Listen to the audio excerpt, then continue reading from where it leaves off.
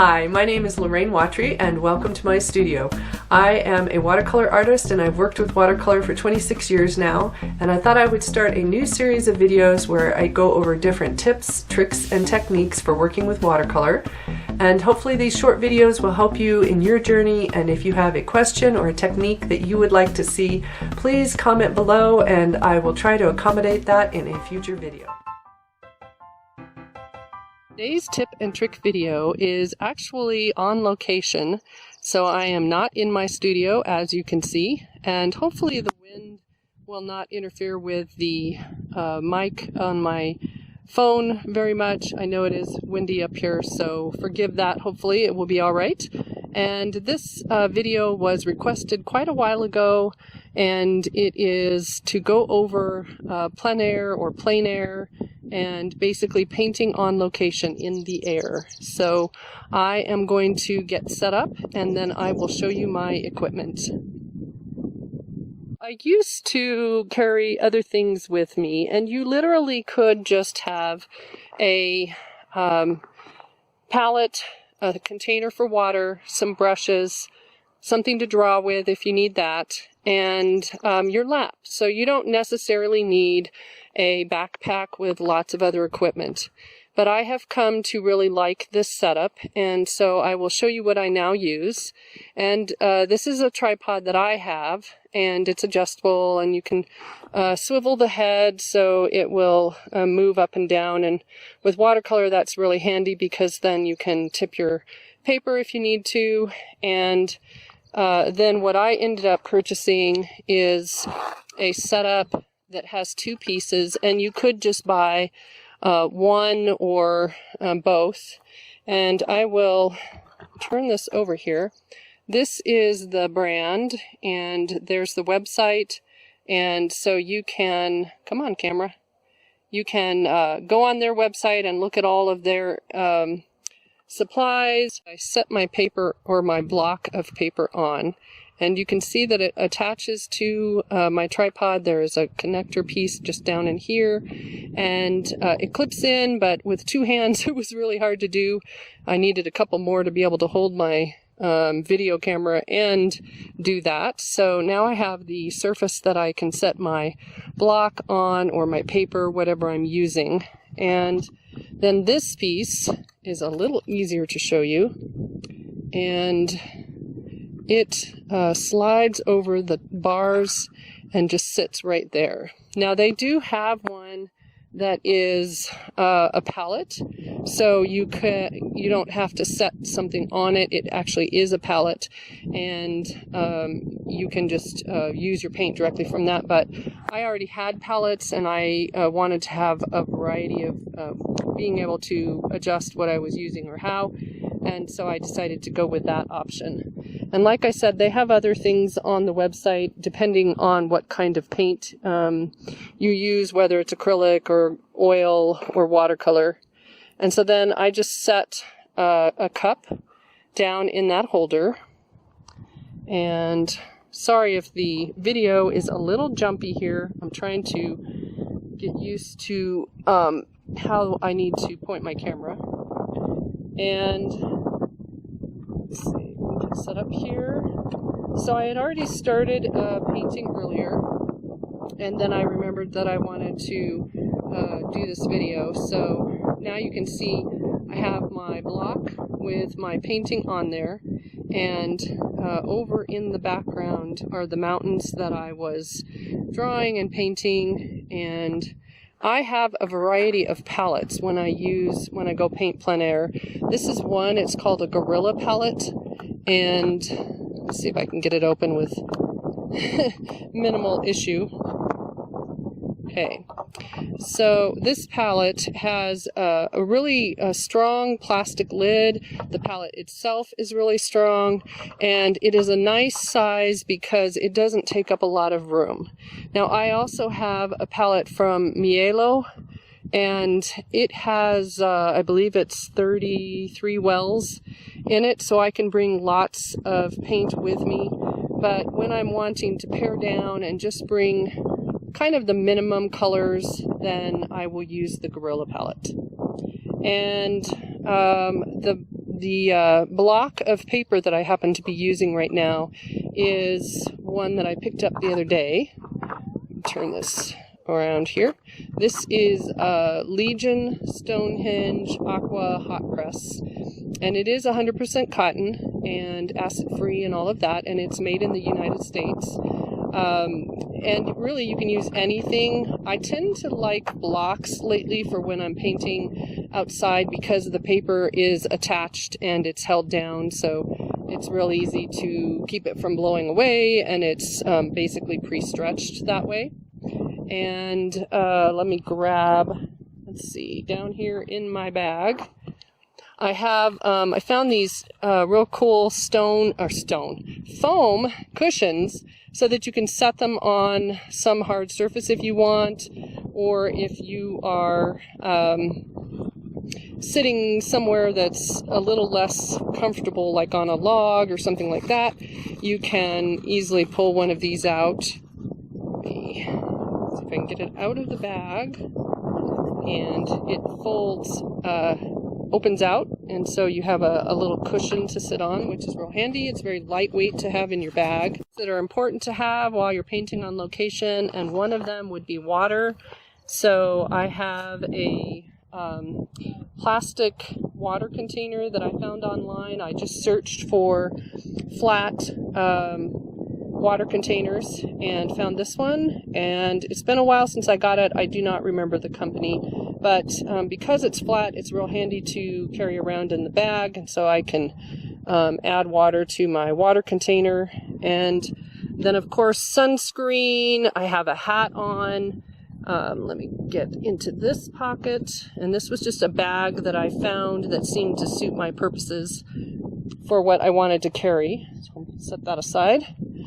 And then I have a couple bags that I put brushes and some other drawing tools in, and you can buy brushes that are closed, so they have the brush in a contained lid, and that makes it real handy because then, this is hard to do with one hand, it makes it real handy because then it closes it down, it protects the bristles, and makes it a smaller basic footprint to put in a contained bag. Now this one would fit in here, but some of my brushes don't. And for a while, and it depends on what I'm going to go paint or what I'm feeling like, sometimes I might take all of my brushes in my regular brush holder, or other times I will just grab this. So this is another brush. This one is a Princeton Neptune brand. The other one, the black one, was a Silver Black Velvet brand. And this last one is Princeton Neptune as well, and it has the bigger bristles, so it kind of acts as a big wash brush if I want to put on a lot of water or paint. And then, let's see, this one is a number 8, the smaller one, and this one is a 10, my Princeton Neptune. So I have those couple brushes, and then I have a few smaller ones. So I have one that is a number 2 by a Skoda, and very good brushes. And so just to get into small areas, and then I have a few flat brushes. Some rulers, that kind of thing. I have a number 4 Silver Black Velvet. There's a flat brush I can lift color with if I want to. And I think I have one more small flat that I can use. And I do not use masking fluid when I'm painting on location. I just paint around the whites, so I have to be a little more careful. And then I have things like a mechanical pencil, a ruler, some erasers. And one of the things that I found that I really like is I tend to get a little too particular with my drawing if I'm drawing with pencil, and I'll do a lot of erasing and taking time with it. And when you're painting plein air, you really need to kind of get your drawing in, get done with it, and get moving, because the light changes constantly. So as the sun is moving, your shadows change and the colors and all of that change. And so it does require some speed in order to get into the painting part of it. So what I ended up doing was I came up with these pens, the Graphic Line Maker, and this is the graphite color. So it actually has a gray, and you can see it on my paper right here, that it mimics a pencil. And this is this particular one is a number 3.3. They have a 0.1 and a 0.5, and I tend to like the 0.1 and the 0.3 best. And so then when I use a pen, it forces me to be a little less careful with my drawing and just a little sketchier. It makes me move a little faster, and then I can get to the painting part of things. And the pens are waterproof, so you can paint right over the top of it. Okay, so let me move these out of the way. And since I already have my drawing on my paper, when you're painting plein air, I'll just talk a couple things. You're dealing with wind, you're dealing with bugs, you're dealing with maybe people walking by that are hiking, or maybe you're painting in the city, you're painting urban landscapes. So there's a lot of things to deal with, and it can take time to kind of get used to. And just, I would give yourself time. So I wouldn't necessarily, if you're just new to this, go out and buy all of these things in the beginning. I would say maybe just starting with the tablet and the water and a container for paint, and just go and try it. Sit somewhere on a park bench or something, or up in the mountains in your car, because you don't have to paint out in the field. You could paint in your car. In fact, that's where I started this painting. Let me put my brushes down. I've got too many here. Okay, and also one of the things on this setup is it has a brush holder here as well, and it just has a few little hooks. So sometimes I'll have another container with water right there. So I will go ahead and actually I'll put this under my arm. And again, sorry about the video quality this time. I'm just kind of doing this on the fly. So, all right, I'm going to put in a little bit of water in this container and get that closed up. Now, one of the things that can be helpful if you're using a tripod is with your backpack. Sometimes I will anchor it on one of the legs of my setup so that I don't have the wind catch my setup and possibly blow everything over. And I usually lay my towel down somewhere in there so that I can just touch it if I need to. And I have on my palette, I have burnt sienna, burnt umber, green apatite genuine, because I love how granular it is and it works really well for landscapes. I have sap green, I have phthalo blue, I have manganese, I have cobalt, ultramarine blue, this is quin magenta, alizarin crimson, quin rose, this is perol scarlet instead of cadmium red, this is transparent perol orange, new gamboge, aureolin yellow, and quin gold. So those tend to be the ones that if I can't bring any other paint colors with me, those are the ones that I like to have. Okay, so I have my setup ready and I'm just going to put my paint.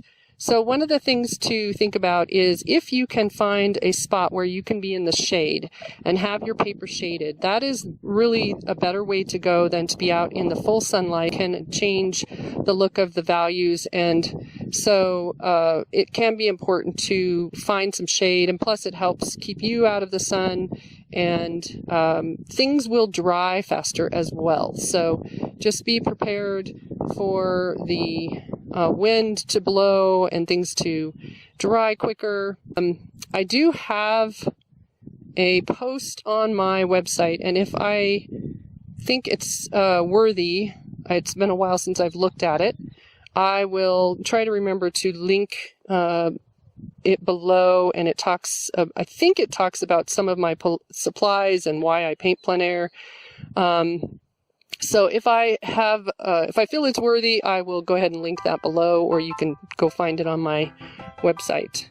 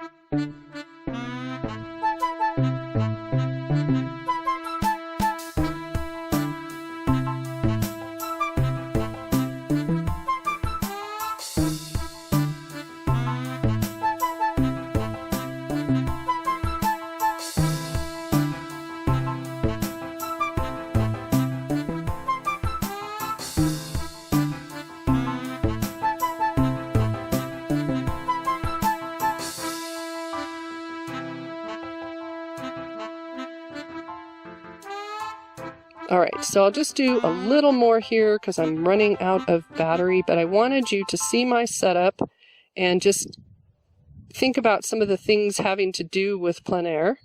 And I hope you'll give it a try.